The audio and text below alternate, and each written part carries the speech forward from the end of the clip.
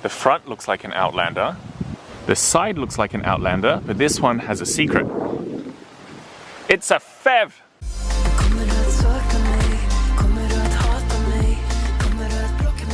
This is the 2021 Mitsubishi Outlander PHEV GSR, and whilst Mitsubishi was busy filling in all the letters of the alphabet, the PHEV is actually the best-selling plug-in hybrid SUV in history. Mitsubishi have sold over 270,000 of these things ever since their launch in 2013.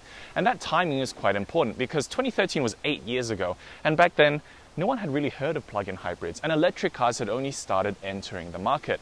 So in many ways, the Outlander was actually quite new for its time and ahead of the game.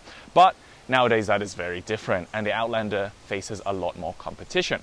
So in response, Mitsubishi did quite a big facelift last year, mainly to the underpinnings of the car. So you get a larger 2.4-litre gasoline engine, but more importantly, you get the bigger battery pack for more electric range and twin larger electric motors. This is a dual motor 4-wheel drive model.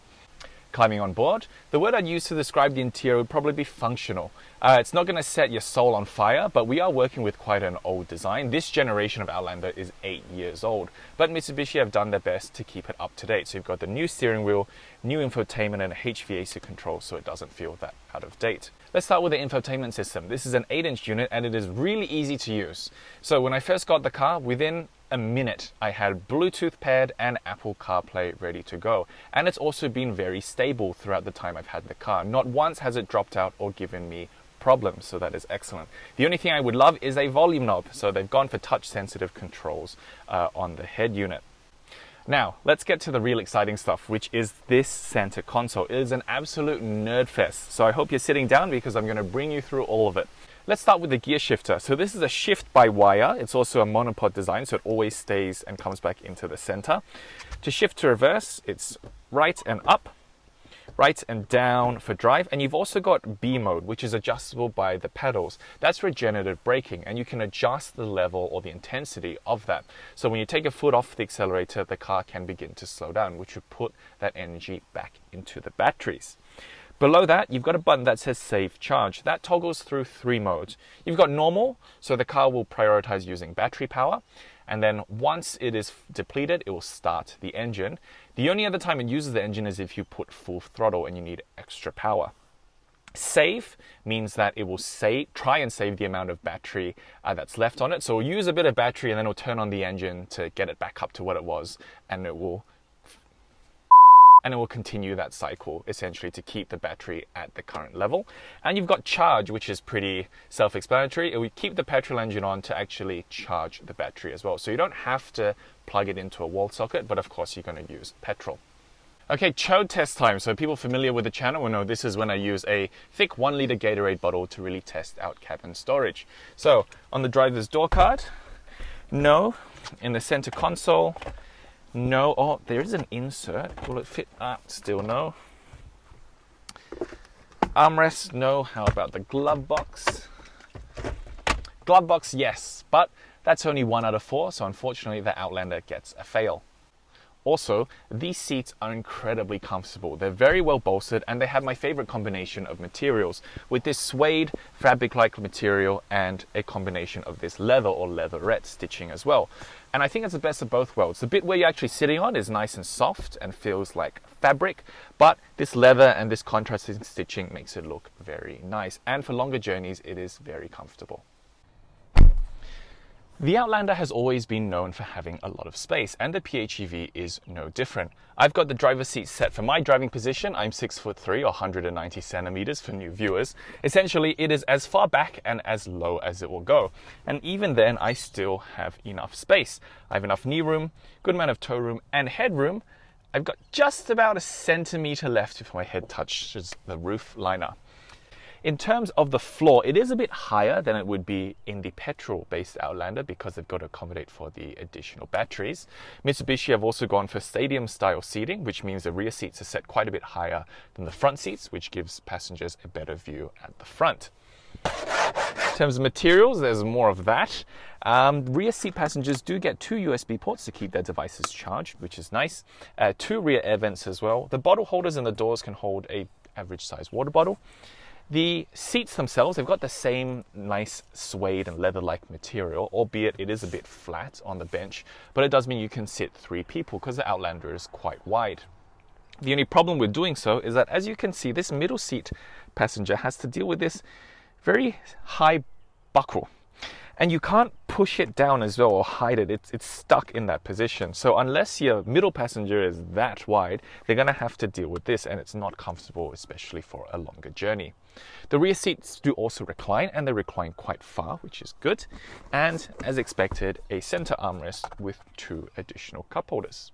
Coming around to the back, now the Outlander actually has an electric tailgate, but oddly, it's not electric going up. So you have to do it manually. And once it's open, you get to read this lovely list of warnings about the electric tailgate. The Outlander gives you plenty of space in the back. Now, the boot floor is not as low as it is in the petrol models, mainly because it's taken up by the battery and the space for charging cables, but it's still a very decent size. It's got a nice square design, and there's hardly any load lip for getting heavier items in and out. There are 4 cargo tie-down hooks and also a 12-volt power outlet as well. You can of course fold the rear seats down to create more space. You have to do them manually through the levers.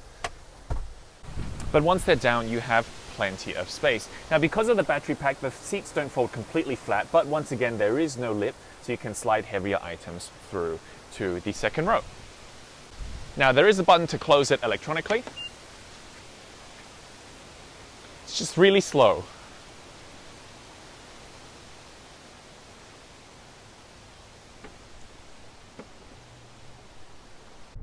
All right, on to the most important part, which is how does the PHEV drive?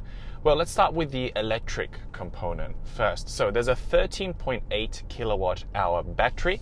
Mitsubishi says it's good for 54 kilowatts of pure electric range. I'm going to be honest with you. With real world driving, you're probably not going to get that.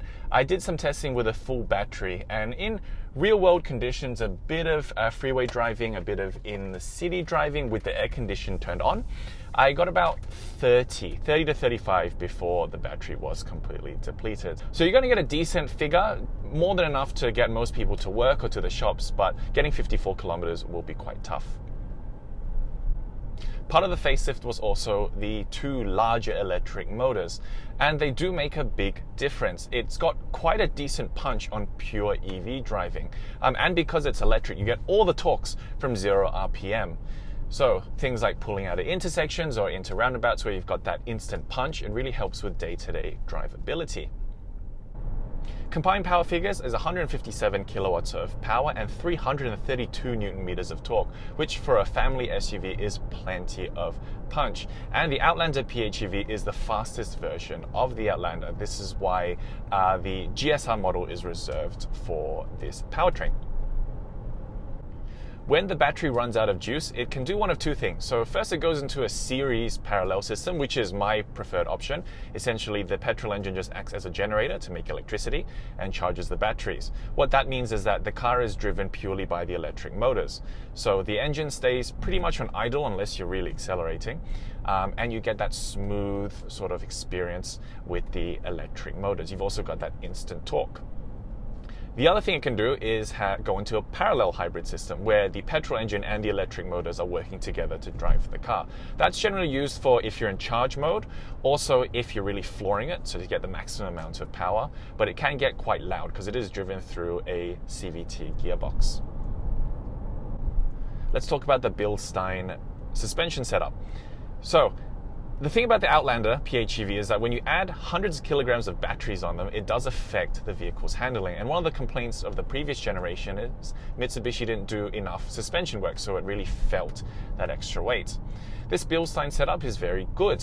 It is firmer than what most people may be used to. What that does, it gives you good handling, so when you're turning, the whole car doesn't lean into one direction. But over coarse road or with potholes, you do feel the car undulate and bounce a bit because it is firmer.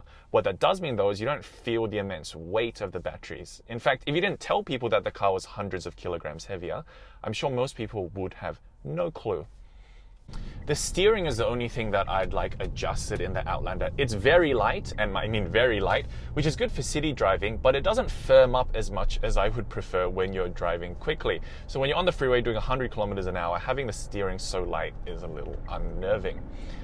This being electric power steering as well, it's not very communicative, so it's not what I'd call sporty, but for day-to-day driving it is okay. And because it's so light, parking is a breeze.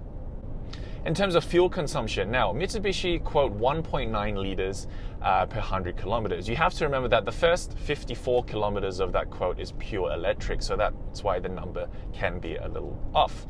My experience with a mix of driving between battery charge and petrol engine, I've got around 6 liters to the 100. So it is much better than a regular gasoline powered car. You'd probably expect around 10 or 11 for a regular petrol car.